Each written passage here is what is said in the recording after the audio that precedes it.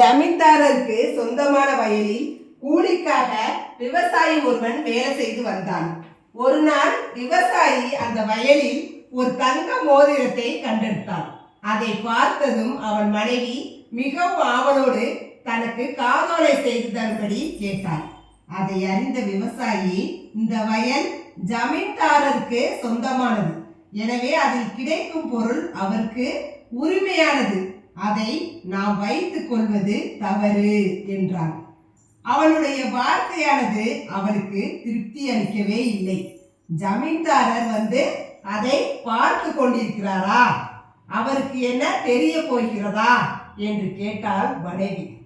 அவர் வந்து பார்க்கவில்லைதான், ஆனாலும் நம்முடைய மனம் பார்த்து கொண்டிருக்கிறதே என்று கூறிவிட்டு மோதிரத்தை கொண்டு போய் ஜமீன்தாரரிடம் கொடுத்தான் அந்த விவசாயி.